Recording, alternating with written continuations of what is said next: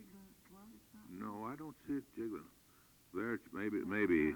I know we wasn't close enough to it. Okay.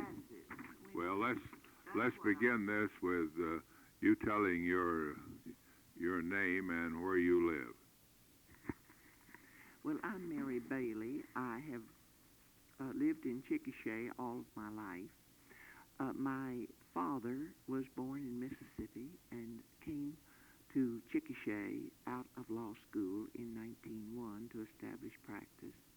My mother was born at Fort Sill, Indian Territory, her father having come there in 1879 from Fort Gibson.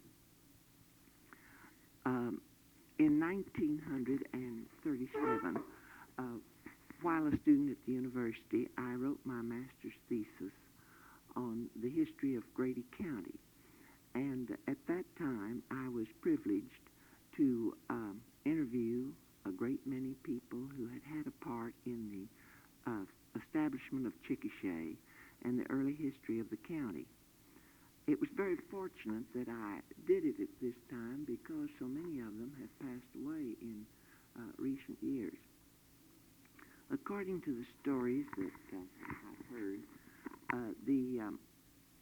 in the beginning, this was all Chickasaw Nation, and there were two settlements here before there were any real settlements around.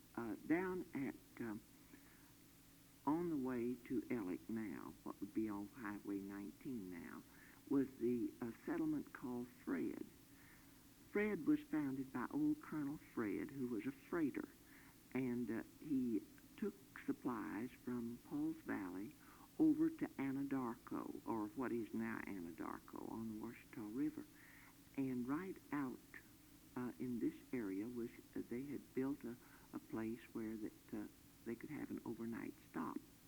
All that remains out there today is an old cemetery. Then the other settlement was out from what is now Minco, and it was Silver City.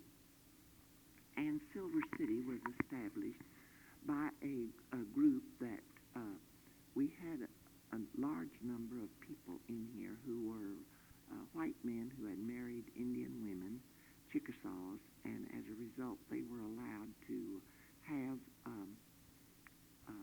Indian rights to come in here and have cattle. And so we had a large number of these people. They were the Camels and the Bonds and the Johnsons, the Lindsays, the Tuttles, and they established a little settlement, Silver City. Mr. J.D. Lindsay had the store up there, and many of the interesting stories that I heard about Silver City, I received in interviews from Mrs. Elmeda Chestnut Sager. She had been brought out here from Tennessee to be a teacher for all of the children of these ranchers, and her first classes were held in the living room of the C.B. Camel residence. But then they built a little one-room school out there, and she did all of the work. And she said her books were just a mixture of different grades and all, because she brought a copy of this and a copy of that, and those were all the books they had out here in Indian Territory. That's books she brought with her. Nothing that the States. That's right. No, she brought everything with her. That her box of books were the heaviest things that she brought. Well, then the Rock Island Railroad was given permission to put the lines through here, and of course they were also given some land to erect to build some towns through there. Now there was one settlement that had been made before the Rock Island was completed, and that was down at Rush Springs, and that was because it was a trading post, or a stop, you might say, from Paul's Valley to Fort Sill. The freighters would go across there, and the Huntleys had a hotel there where these freighters could stay, and they also had a place where they could change horses. The government mules and all were kept there.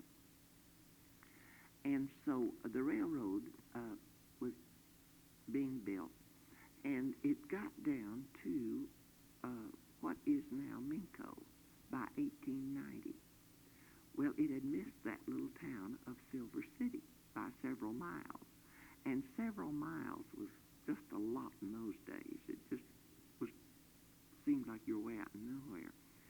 So the town of Silver City moved into Minco, and so all that remains there now is the cemetery at Silver City, which is maintained quite Where was beautifully. that from Minco?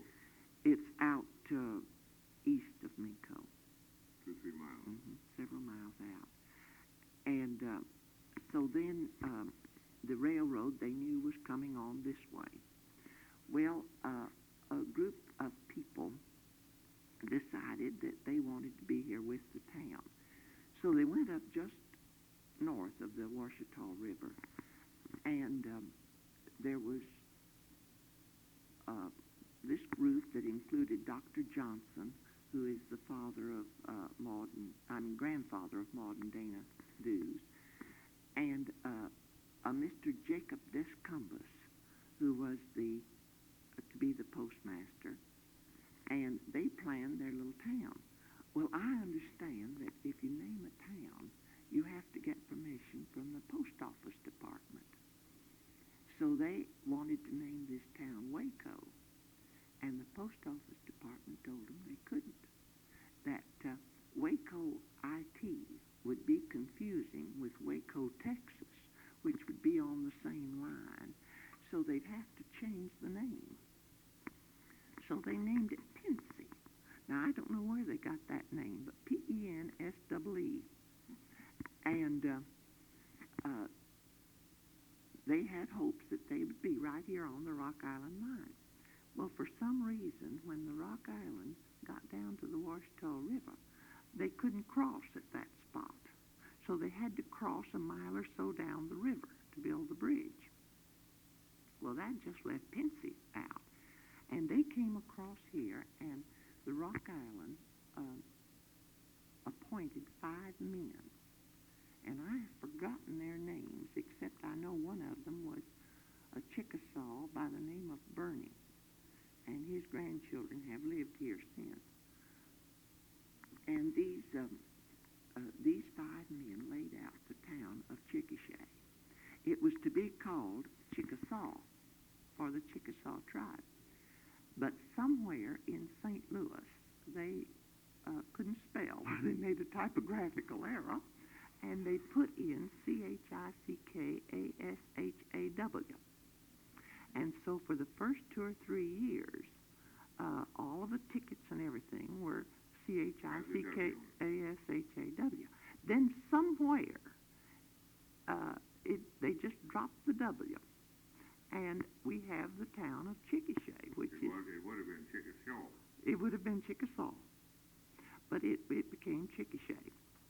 And I don't know the exact date of the coming in, whether it was April the 5th, 6th, or 7th of 1892.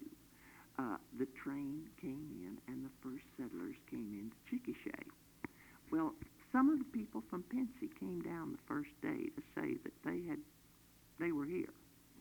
But for about 6 months, many of them stayed up there, and they just gradually drifted into Chickasha.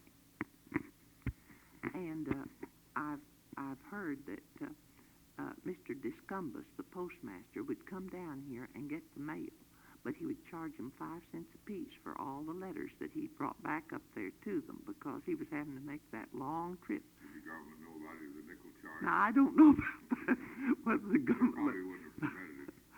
I don't know, but he made this charge. On that train coming in that first day was an Englishman that few people knew about his early life, because he very seldom discussed it. They knew he spoke a half a dozen languages. His wife was a Welsh woman who was very intellectual. In fact, she founded some of the early study clubs in Chickasha. And the reason I say that he was kind of a mystery, my father was as close to him, I guess, as anyone. And he said that in all of his dealings with him, he had never heard him speak of his childhood except twice. time he told him of going to Charles Dickens' funeral, and he told him of going with his mother to have tea with Alfred Lord Tennyson. And so people have often wondered about him because he kept his diary in French, and he spoke quite a few languages. But he founded the first church in Chickasha. And well, people never knew where he got his training because, as I knew him, he was a lawyer. And I knew him as Judge Hamilton, Judge Eugene Hamilton, and he had a law office in the present, what is now the Petroleum Building, the old First National Bank building. But people knew very little about his past. What was his purpose in coming, or do you know? I don't know. He didn't discuss it. His wife had beautiful jewels, and people have often wondered why they came. But he did found this church at 6th and Minnesota, and he let Father Isidore Ricklin use it to found the Catholic Church. He was a Belgian who had come out here to Christianize, I guess, the Indians. Mr. Hunkapiller used the church to found the Methodist denomination. And then the Baptist Church was offered the facility. Bishop Brooke was to use it for the Episcopal Church, but it rained so that they couldn't get to 6th and Minnesota. So Mr. Hamilton let them use his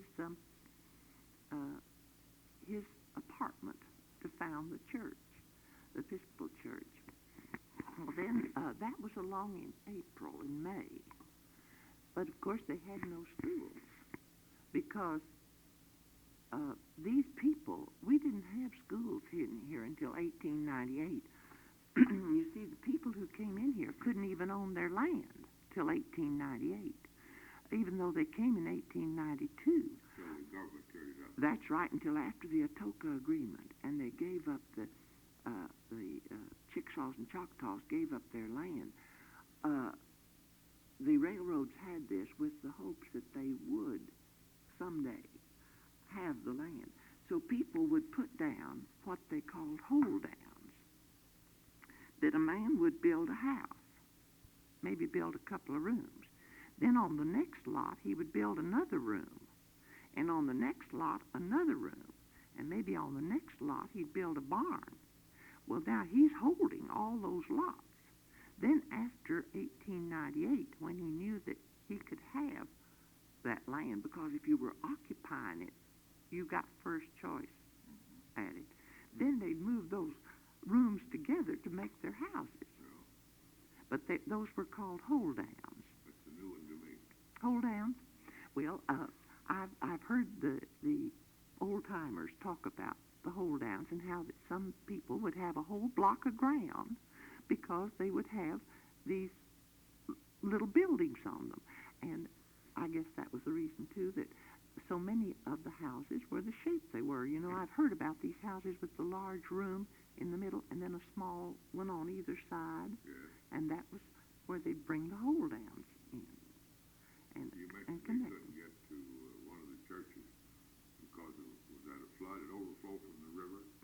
No, I imagine just rains and the dirt streets, lowlands and all. But so that we didn't have any schools in here. So Mr. Hamilton suggested that they have a school at the church. So Mr. Howard Miller put in a school, and incidentally, his sister, who assisted him, passed away here just a few months ago here in Chickasha. She was about 97, I think.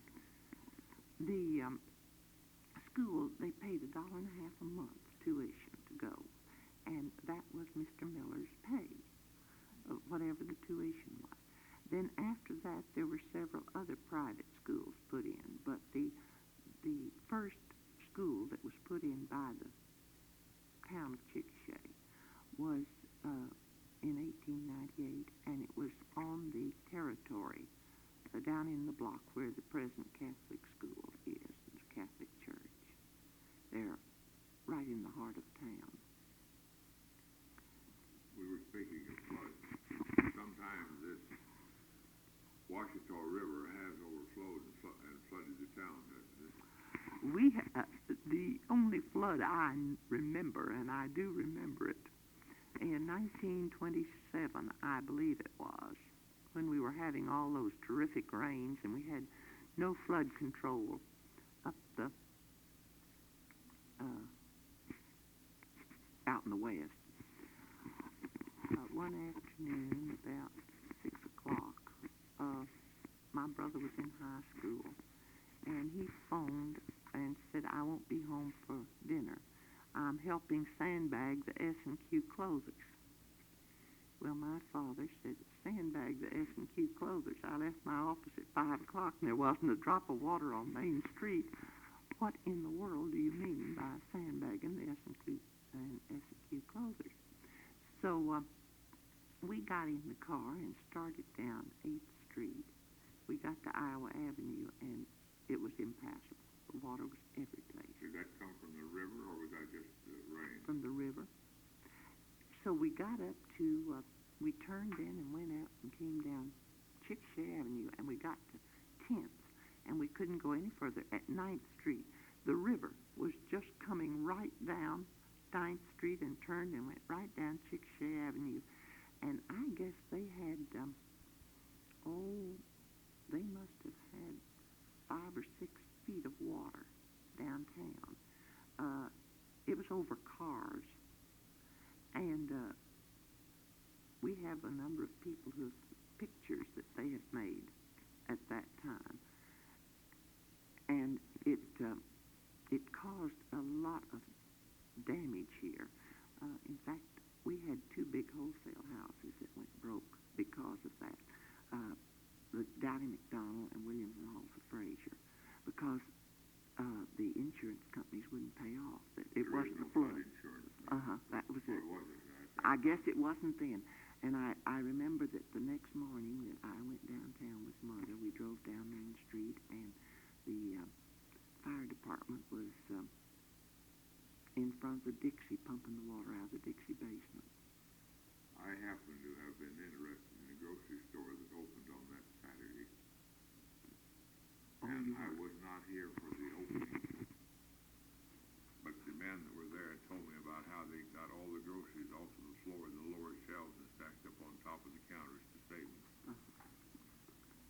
Well, now that's what my brother did at the clothers. These high school boys were passing, and the man who owned the store called them in, and they said they moved clothing from the ground floor up to a balcony, or stuck it up on the counters or anything. And I don't know where they said they got the sandbags to sandbag, because I don't know of any place that would have them in reserve. You mentioned earlier something about your ring being a cufflink. Tell us about that. Well, Judge Hamilton had some very lovely old jewelry, and so one time he gave my father a pair of cufflinks, and they were some that he was supposed to have brought from England, and I'm sure they are because the mountings are so old. And my father had them made into rings for my mother and me. I think he had done it at Sizer's in Oklahoma City, and they just took the shank off and put the ring on, but kept the mounting. Well, that's rather interesting. Mm-hmm.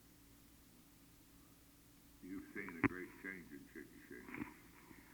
Yes, but you know, when you live here, it comes so gradually that you don't realize the change until you begin to think, well, now that isn't the way it used to be. And we look at old pictures, you know, and then you say, well, there have been lots of changes. I have a picture of downtown in 1916 that is rather interesting, because there are very few cars on the streets and all. It was one of these large views. We have a man in town, though, Mr. Munn, Irvin Munn, who has made a fabulous collection of early day pictures in Chickasha. He has collected a lot, and then if you don't want to give him your pictures,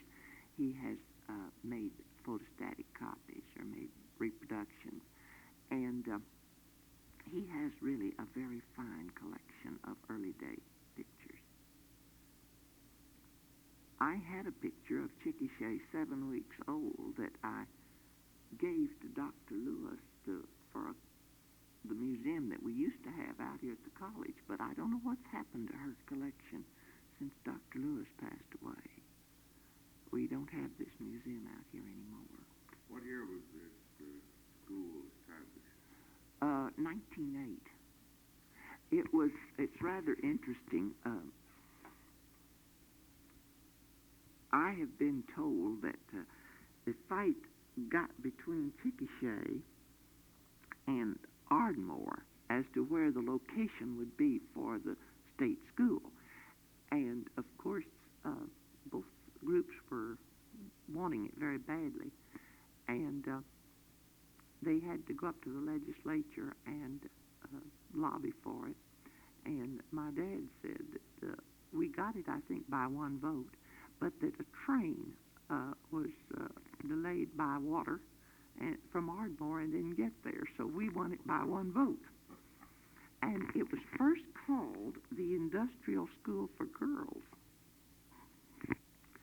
And one day a minister came with 3 incorrigibles, thinking it was a training school for girls, and that upset the town so that they... daughters?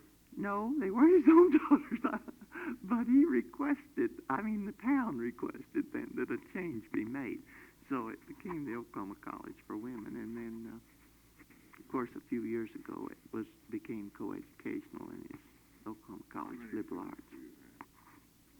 I think there's around 1,000 out here now. The peak of it was in 1939 when they had 1,300 girls out here. My wife went to school in 1915 or 16. I think at that time there's probably about 200, 250. Would that sound about right? I would imagine, and I imagine they all lived right over there in Nellie Sparks Hall, because I think they lived there and went to school there, and the president's family even lived in Nellie Sparks about that time. Well, I think she lived out in the town. Oh, did she? With a girl that's about her own age in her family, named Esther Yale. Maybe you knew something. Yes, about the Yale family lived right down here on 18th Street. The Yale home is still there. I don't know still what. Living, or did you know?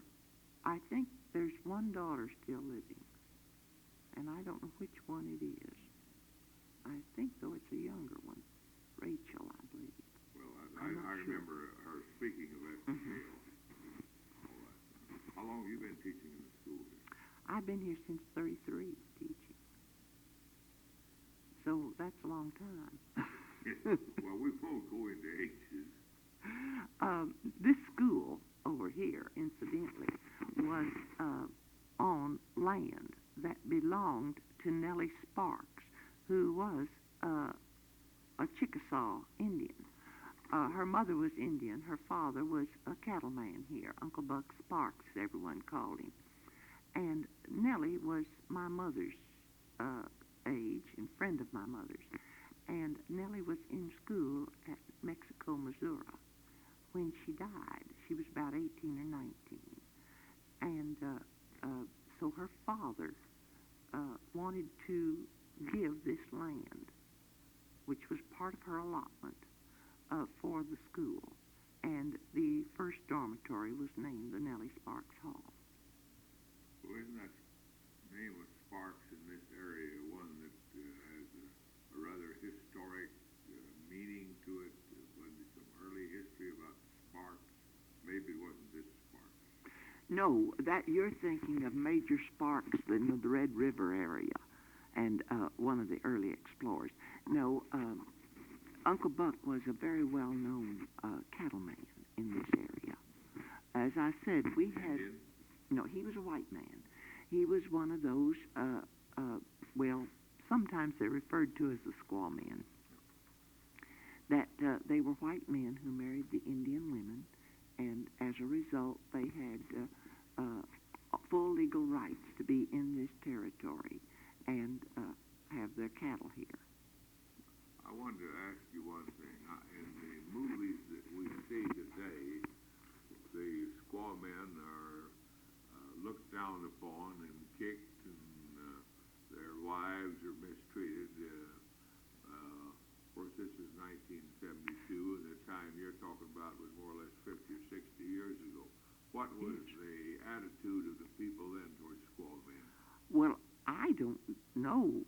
At that time, as a child, though, I would say that the leaders in this area were some of these intermarried citizens, because they were the cattlemen, and of course, in the early days of Chickasha, cattle was our principal industry here. In fact, at one time, we had the largest cattle feeding pens in the world in Chickasha.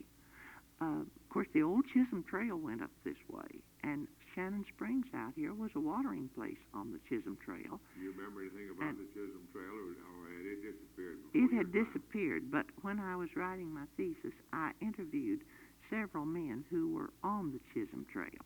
That Uncle Bob Thompson was an elderly man down at Ninnecaw who had been with Jesse Chisholm. He was a young fellow at the time, and I interviewed him. I interviewed Mr. Perry Doss, who was very old at the time I interviewed him, but he, as a young man, had been on the Chisholm Trail. And many of these men kept talking about rock crossings and how the Chisholm Trail went through rock crossing. Well, a few years ago, I tried to find out just where were these rock crossings. Well, there are many rock crossings. They just would refer to certain places where they could get the cattle across the creeks, as a rock crossing. Was the rock crossing more for the chuck wagon than it was for the cattle? Because the cattle Probably. could swim. They could swim, but they had to get their supplies across. So this was on the Chisholm Trail, but by the time the railroad came in here, you see, they quit driving the cattle up the trail, and so we had feeding pens in here. And beside the Camels and the Bonds and the Johnsons, who were, and the Sparks, who were intermarried citizens, we also had Mr. John Light, who later went out to Arizona, and the town of Light, Arizona is named for him. And then we had the Driggers brothers, John and Will Driggers. And they were here until the big cattle slump in 29, I guess, 29, 30. And then they went to New Mexico, around Santa Rosa. And, of course, their ranches are out there now. And then we had the Ackard Suggs and Cal Suggs in here. And their land was down around Ryan and that area. And, of course, they had this big ranch out in San Angelo, Texas. But Mr. Sugg had a lot of land over near the cattle pens. And he also built the petroleum building here. What difference, if any, do you see since you don't have the passenger train? Well, I don't really know. Of course, I haven't ridden on a train for a long time, and as far that's why they don't have the trains anymore. That's right. As far as the trains, I don't know, except we did have a beautiful old hotel here, the Geronimo Hotel, right at the end of Main Street. That was also a Fred Harvey house. And the dining room was perfectly beautiful. It was decorated with Indian motif and paintings and all, and the chandeliers were 3 crossed arrows and a shield. And, of course, with the slump of business, why, that folded. Yes, they tore it down during the Depression because it was taxable. So the pictures are here in town. The bank's got some, the hotel. Pictures of the old... The paintings, the old paintings are there that were in the house. But the chandeliers... The Indian paintings? Indian paintings. But the chandeliers were taken to St. Louis. People here tried to buy them. Now, we have a the companion building to it is the old Rock Island Station, and it is still standing, and negotiations have been made to pay $1 for it, or $1 a year or something, and use it for make a museum. Like El Reno. Mm-hmm. And Those Indian paintings, where are they? well, some of them have been at the banks, First National, Oklahoma National. But not long ago, I was down at Mr. Munn's, and he has a floral shop here, and he keeps his collection of early day pictures down there. And somewhere he had found some of the early Indian murals that were down there. And he said he was going to keep them until we got a museum, and then he would put them in it.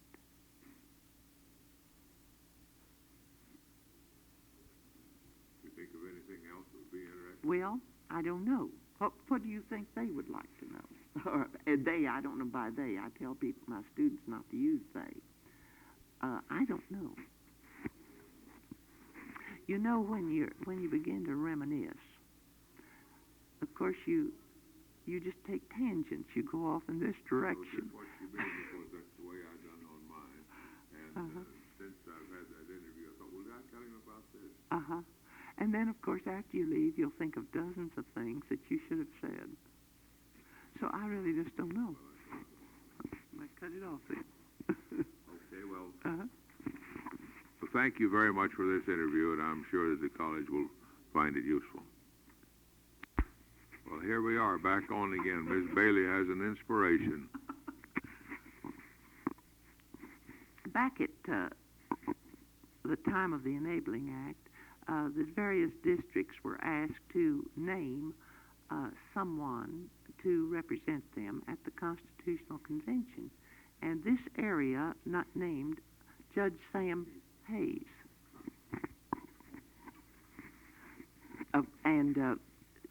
So, of course, we were just a number for a long time. We just district number so-and-so. And so finally, the names had to be suggested. Well, of course, some places named them for tribes of Indians, and some of the delegates named them for themselves, and some named them for people they knew. But Judge Sam Hayes said, I would like to name my district Grady, for Henry W. Grady, because he is the greatest inspiration that I ever had. And he said that as a little boy, he lived in a dugout out from Ryan. And that when he was about 12 years old, he broke his leg, and someone gave him a book, The Life of Henry W. Grady. And he read it. And he said that Henry W. Grady had lots of obstacles, but he overcame them. And so that whenever the going would get tough, he would say, well, Henry W. Grady could do it, I will too. So he finished high school at Ryan, and he wanted to go to law school, and he had no money. And so he went over to Cumberland College and worked his way through law school. And said, Henry W. Grady was my shining light. Then I came back to Chickasha to practice. And he said, if anyone has been an inspiration, it's that name. And I would like my county named Grady County. I think that's interesting. And I've heard him tell it so many times because we lived across the street from Judge Hayes in Oklahoma City. And his youngest daughter, Ida, and I were very close friends. And so I've heard him tell many times why he wanted it named Grady County. He was interested in the bank here, too, wasn't he? Yes. At one time, he was president of the First National here. It wasn't the First National then. It was the Citizens National, I guess, when he was president of it. And then later, his son-in-law was president for many years, Ned Allen. Well, the old farm place of Judge Hayes is now where the Dayton tire plant sits in Oklahoma City. I didn't know that. That's out on Council Road, isn't it? Yes, Council Road. Yes. Well, Council Road and Southwest 29th. I didn't realize that. He has one brother left in Chickasha. His younger brother still lives here. You got any more inspiration? No, not right off. But I do think that that's... So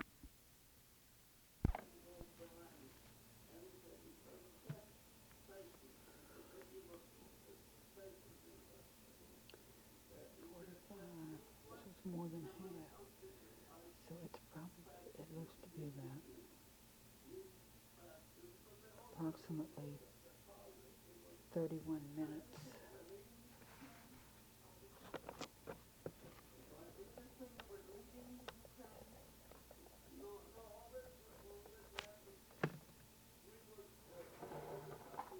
Okay. And I'm going to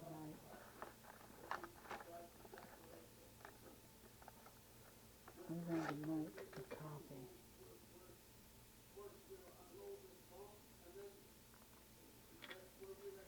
The cassette tape of this.